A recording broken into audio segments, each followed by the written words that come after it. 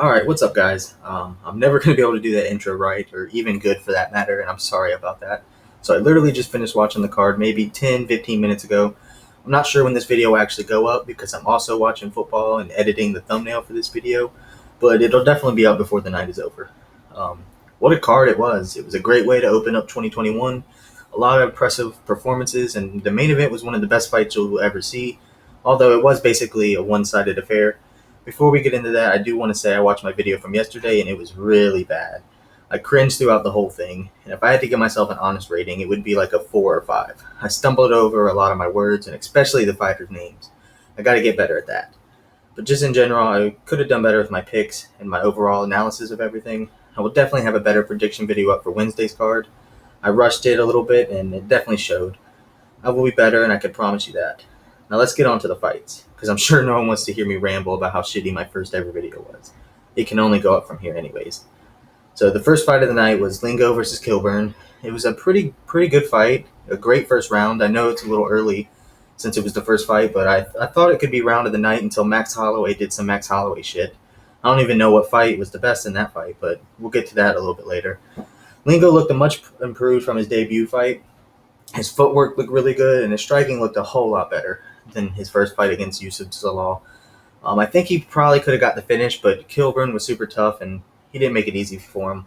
So respect to him. Overall, pretty good fight to open the night. Let's see, the second fight, Sarah Moraes versus Vanessa Melo. One word, boring.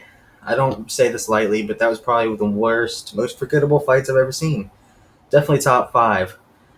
I really don't care that I even got my prediction wrong. I usually suck at picking women's MMA fights. Always have, always will. And I'm not even trying to be mean, but both of them should never fight in the UFC again. They're just not UFC caliber fighters. But, congrats on Melo and getting on the victory.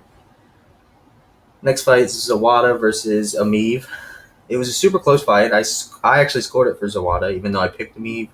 I am happy that Ameev got the win since I picked him, but the fight could have went either way. I'm sure a lot of people scored it for Zawada too. I saw a lot of people scoring it for him on Twitter, and it just honestly wasn't the most impressive fight I've ever seen, and I don't have a lot to say about it. But after that Moraes Melo fight, I would take a Jake Paul fight, honestly. I mean, that fight was that bad. Next fight, heavyweight fight, the only heavyweight fight of the card was Justin Tafa versus Carlos Felipe. It's another fight that I thought the judges might have gotten it wrong. I really thought Tafa did enough to win. It was a very fun fight regardless, though. It was nonstop action for all 3 rounds, unlike most heavyweight fights. They definitely got tired, but they kept throwing, and it made for an interesting fight at least. Tafa did kind of lay on him and control him on the fence for a lot in the 3rd round, which is why I thought the judges would honestly give him the decision. I'm surprised there was no finish. I really thought there'd be a finish in that fight, but not a bad fight at all. Definitely entertaining. Next fight, I was very impressed with this chick. I was wrong about Edwards. I wish I would have studied the tape more because I definitely probably would have picked her to win. I shouldn't have judged her just because of her record and strength of competition. She's very well-rounded and decent on the feet and the ground. She also took the fight on short notice, which is very impressive. I'm definitely looking forward to her next fight and seeing what she'll do with the full camp.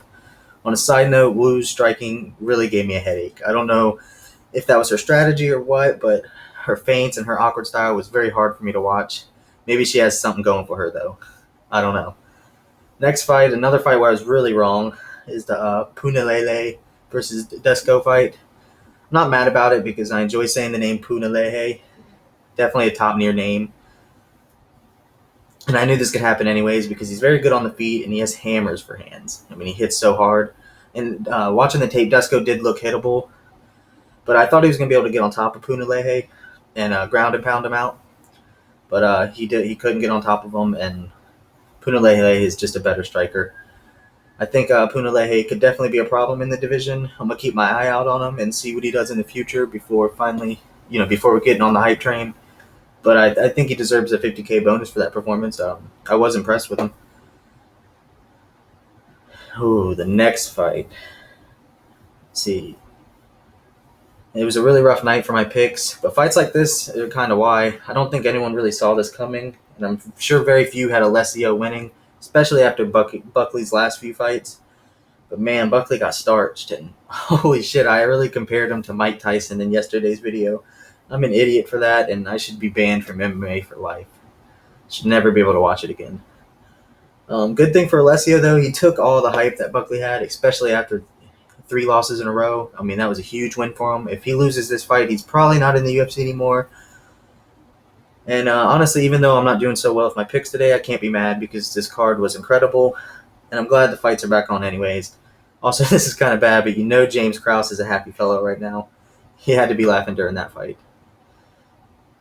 Next fight is the Leech Lee versus Ponzinibbio.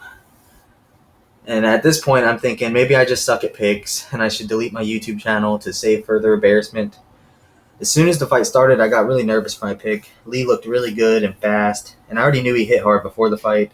And I was honestly already worried about Santiago because of that super long layoff he had. I mean, he didn't fight.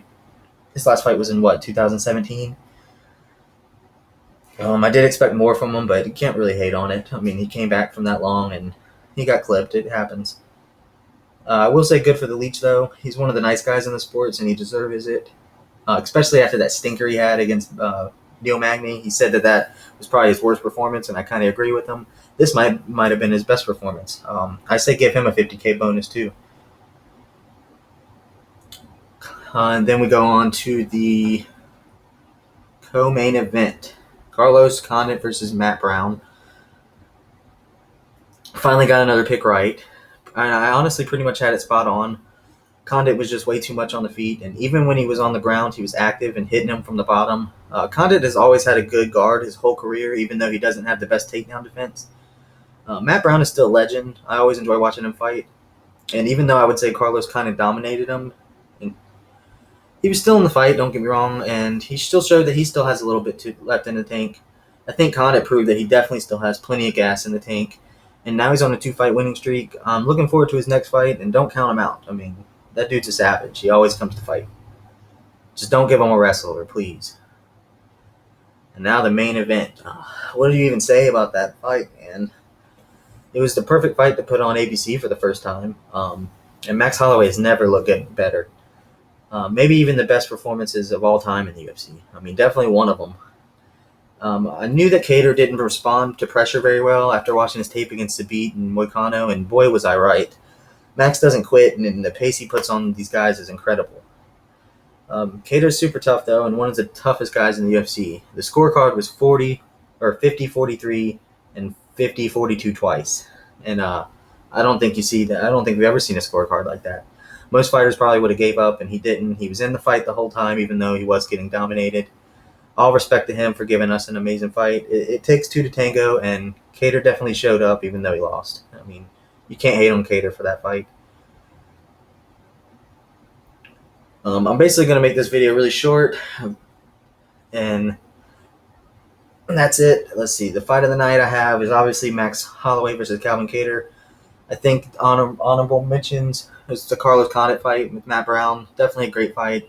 And then the first fight of the night, Austin Lingo versus Jacob Kilburn. I think that was a good fight too, but you can't pick a fight other than the Max Holloway fight. You just can't. Performance bonuses of the night. For me, I think Max Holloway deserves 100K. I think he deserves it after that performance. He looked great. Alessio Di Giacomo, I think he deserves it. Like I said, he stole Buckley's hype, and no one really expected him to win that fight. And it was a beautiful head kick nonetheless. I think Punalele, and by the way, I know that all these fighters aren't going to get it. But I think Punalele deserves it too. Great knockout. And also an underdog.